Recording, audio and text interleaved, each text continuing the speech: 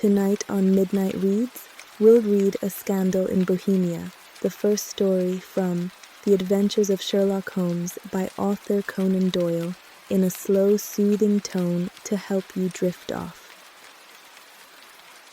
Chapter 1. To Sherlock Holmes she is always the woman. I have seldom heard him mention her under any other name. In his eyes she eclipses and predominates the whole of her sex.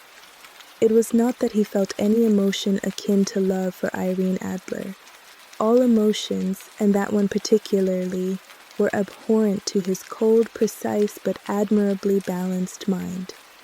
He was, I take it, the most perfect reasoning and observing machine that the world has seen, but as a lover he would have placed himself in a false position. He never spoke of the softer passions, save with a jibe and a sneer. They were admirable things for the observer, excellent for drawing the veil from men's motives and actions. But for the trained reasoner to admit such intrusions into his own delicate and finely adjusted temperament was to introduce a distracting factor which might throw a doubt upon all his mental results. Grit in a sensitive instrument, or a crack in one of his own high-power lenses, would not be more disturbing than a strong emotion in a nature such as his. And yet there was but one woman to him, and that woman was the late Irene Adler, of dubious and questionable memory. I had seen little of Holmes lately. My marriage had drifted us away from each other, my own complete happiness, and the home-centered interests which rise up around the man who first finds himself master of his own establishment were sufficient to absorb all my attention, while Holmes, who loathed every form of society with his whole Bohemian soul, remained in our lodgings in Baker Street, buried among his old books, and alternating from week to week between cocaine and ambition, the drowsiness of the drug, and the fierce energy of his own keen nature. He was still, as ever, deeply attracted by the study of crime, and occupied his immense faculties and extraordinary powers of observation in following out those clues and clearing up those mysteries which had been abandoned as hopeless by the official police. From time to time I heard some vague account of his doings, of his summons to Odessa in the case of the Trepoff murder, of his clearing up of the singular tragedy of the Atkinson brothers at Trincomalee, and finally of the mission which he had accomplished so delicately and successfully for the reigning family of Holland. Beyond these signs of his activity, however, which I merely shared with all the readers of the daily press, I knew little of my former friend and companion. One night, it was on the 20th of March, 1888, I was returning from a journey to a patient, for I had now returned to civil practice, when my way led me through Baker Street. As I passed the well-remembered door, which must always be associated in my mind with my wooing and with the dark incidents of the study in scarlet, I was seized with a keen desire to see Holmes again, and to know how he was employing his extraordinary powers. His rooms were brilliantly lit, and even as I looked up, I saw his tall, spare figure pass twice in a dark silhouette against the blind. He was pacing the room swiftly, eagerly, with his head sunk upon his chest and his hands clasped behind him. To me, who knew his every mood and habit, his attitude and manner told their own story. He was at work again. He had risen out of his drug-created dreams and was hot upon the scent of some new problem. I rang the bell and was shown up to the chamber which had formerly been in part my own. His manner was not effusive, it seldom was, but he was glad, I think, to see me. With hardly a word spoken, but with a kindly eye, he waved me to an armchair, threw across his case of cigars, and indicated a spirit case and a gasogene in the corner. Then he stood before the fire, and looked me over in his singular introspective fashion. "Wedlock suits you," he remarked. "I think, Watson, that you have put on 7.5 pounds since I saw you." 7, I answered. "Indeed, I should have thought a little more. Just a trifle more, I fancy, Watson." And in practice again, I observe, "You did not tell me that you intended to go into harness." "Then how do you know?" "I see it, I deduce it.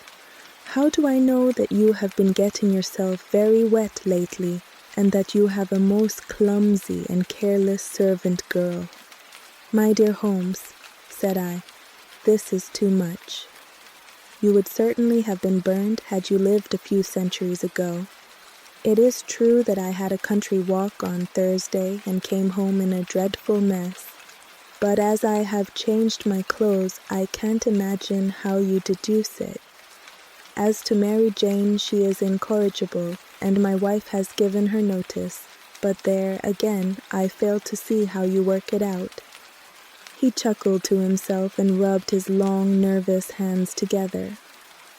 "It is simplicity itself," said he. "My eyes tell me that on the inside of your left shoe, just where the firelight strikes it, the leather is scored by 6 almost parallel cuts. Obviously they have been caused by someone who has very carelessly scraped round the edges of the sole in order to remove crusted mud from it. Hence, you see, my double deduction that you had been out in vile weather, and that you had a particularly malignant boot-slitting specimen of the London slavey.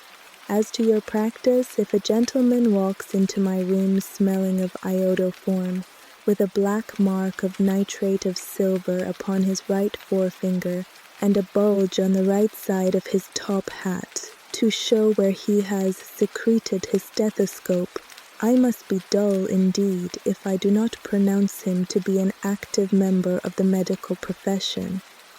I could not help laughing at the ease with which he explained his process of deduction. "When I hear you give your reasons," I remarked, "the thing always appears to me to be so ridiculously simple that I could easily do it myself, though at each successive instance of your reasoning I am baffled until you explain your process. And yet I believe that my eyes are as good as yours." "Quite so," he answered, lighting a cigarette and throwing himself down into an armchair. "You see, but you do not observe. The distinction is clear. For example, you have frequently seen the steps which lead up from the hall to this room." "Frequently." "How often?" "Well, some hundreds of times." "Then how many are there?" "How many? I don't know." "Quite so. You have not observed, and yet you have seen. That is just my point. Now I know that there are 17 steps because I have both seen and observed. By the way, since you are interested in these little problems, and since you are good enough to chronicle 1 or 2 of my trifling experiences, you may be interested in this." He threw over a sheet of thick, pink-tinted notepaper which had been lying open upon the table. "It came by the last post," said he. "Read it aloud." The note was undated and without either signature or address. "There will call upon you tonight at 7:45, it said. "A gentleman who desires to consult you upon a matter of the very deepest moment. Your recent services to one of the royal houses of Europe have shown that you are one who may safely be trusted with matters which are of an importance which can hardly be exaggerated. This account of you we have from all quarters received. Be in your chamber then at that hour, and do not take it amiss if your visitor wear a mask." "This is indeed a mystery," I remarked. "What do you imagine that it means?" "I have no data yet. It is a capital mistake to theorize before one has data. Insensibly one begins to twist facts to suit theories, instead of theories to suit facts. But the note itself, What do you deduce from it? I carefully examined the writing and the paper upon which it was written. The man who wrote it was presumably well-to-do, I remarked, endeavoring to imitate my companion's processes. Such paper could not be bought under £0.50 a packet.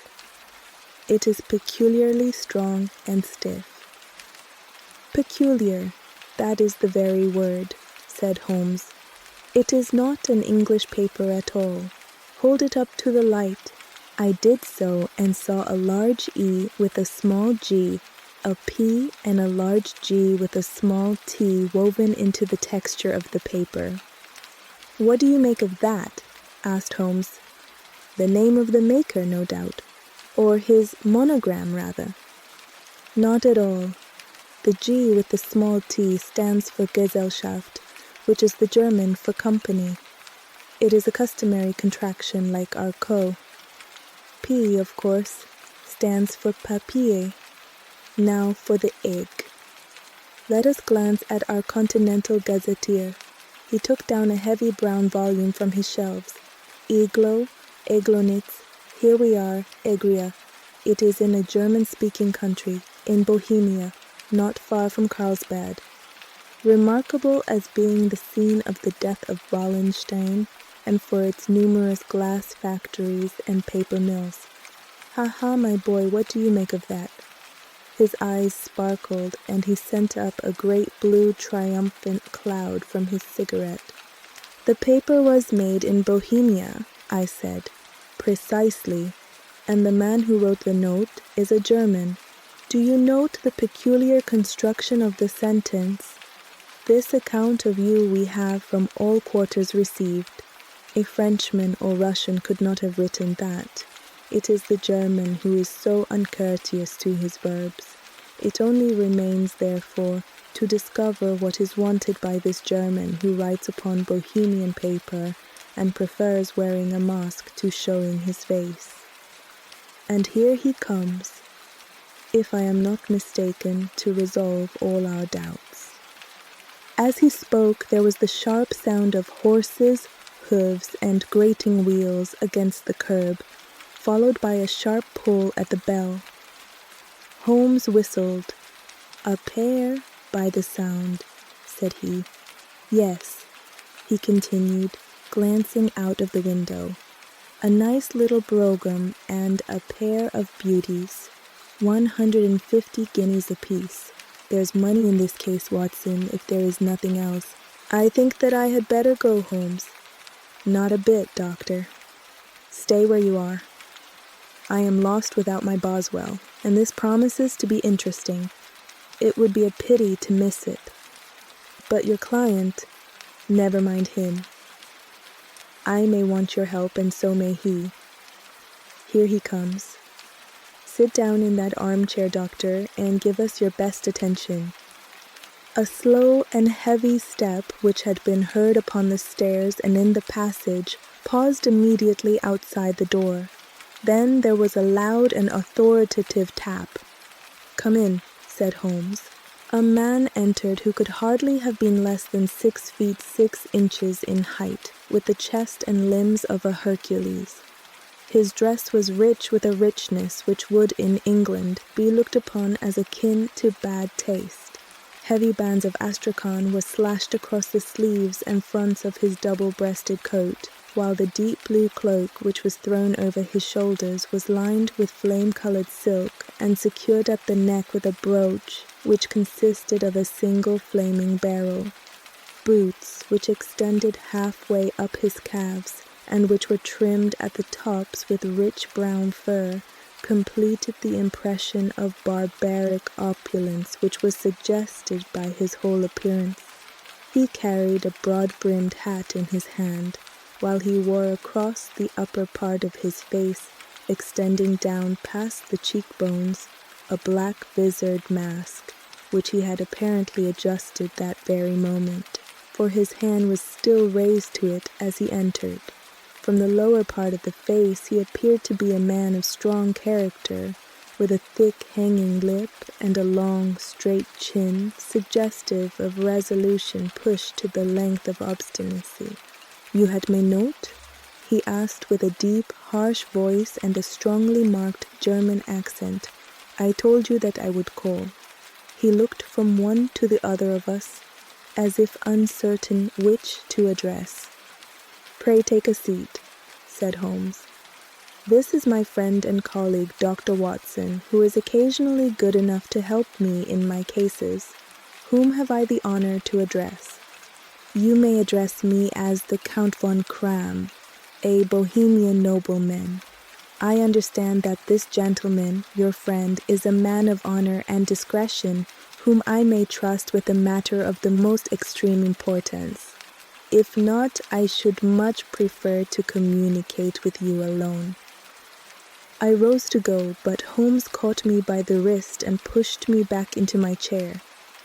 It is both or none, said he. You may say before this gentleman anything which you may say to me. The Count shrugged his broad shoulders. Then I must begin, said he, by binding you both to absolute secrecy for 2 years. At the end of that time the matter will be of no importance. At present it is not too much to say that it is of such weight it may have an influence upon European history. I promise, said Holmes, and You will excuse this mask, continued our strange visitor. The august person who employs me wishes his agent to be unknown to you, and I may confess at once that the title by which I have just called myself is not exactly my own. I was aware of it, said Holmes dryly.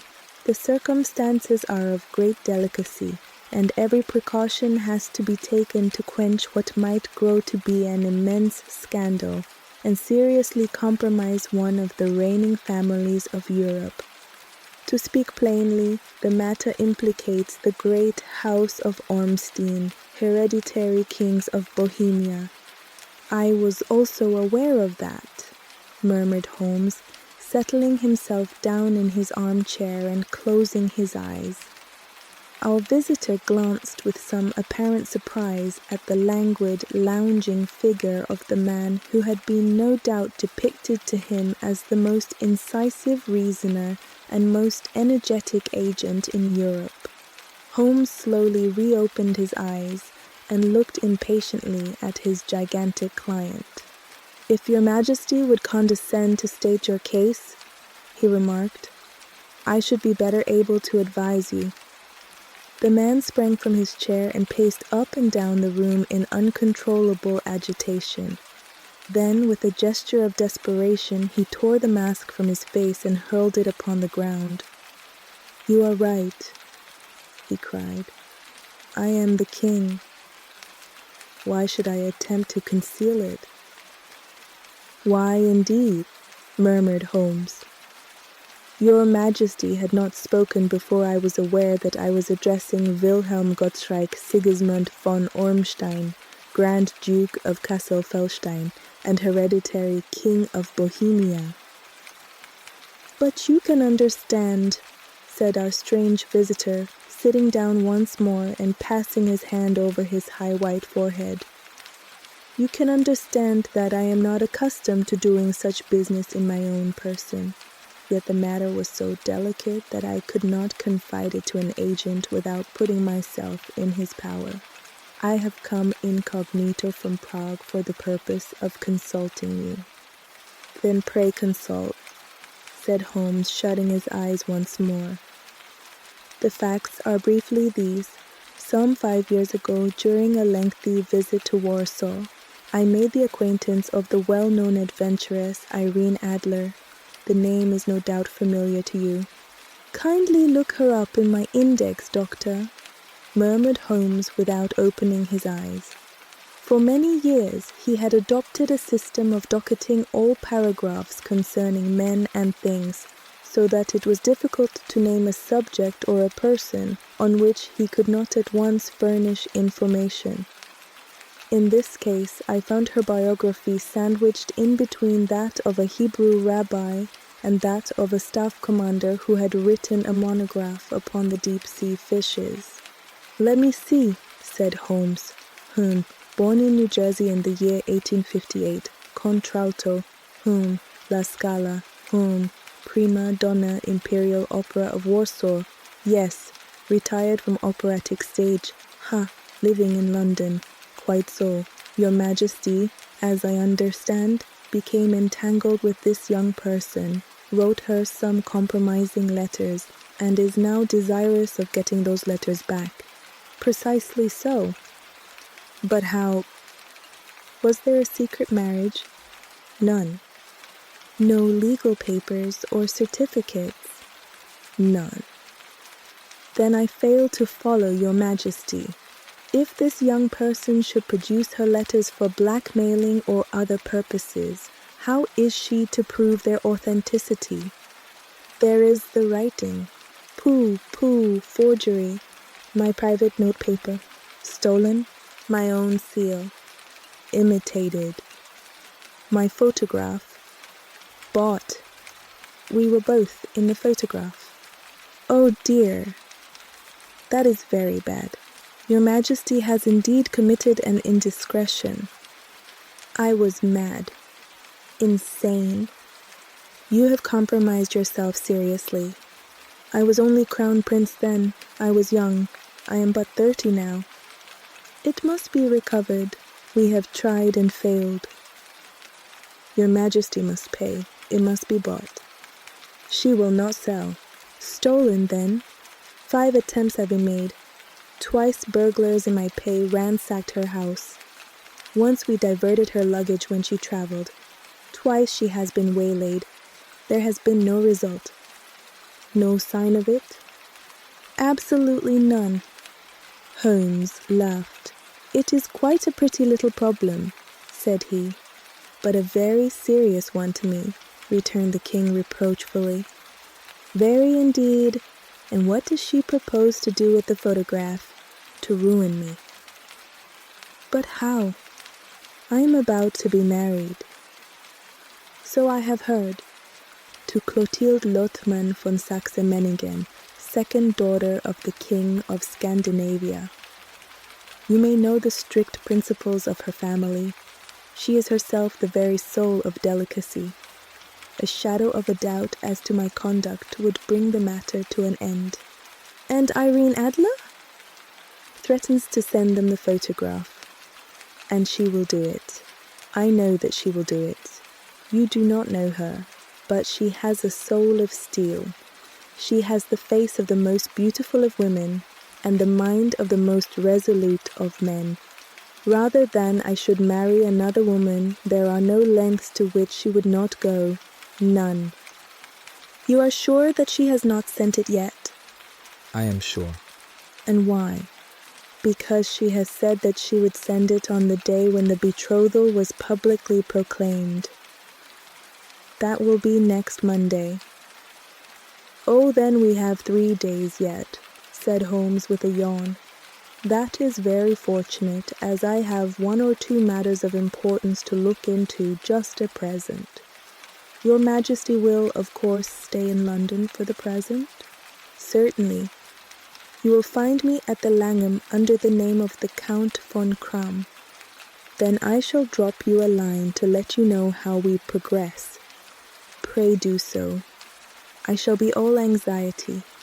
Then, as to money, you have carte blanche. Absolutely. I tell you that I would give one of the provinces of my kingdom to have that photograph. And for present expenses?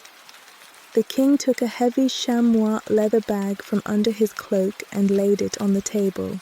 There are 300 pounds in gold and 700 in notes, he said. Holmes scribbled a receipt upon a sheet of his notebook and handed it to him. And Mademoiselle's address? He asked. Is Briony Lodge, Serpentine Avenue, St. John's Wood? Holmes took a note of it. One other question, said he.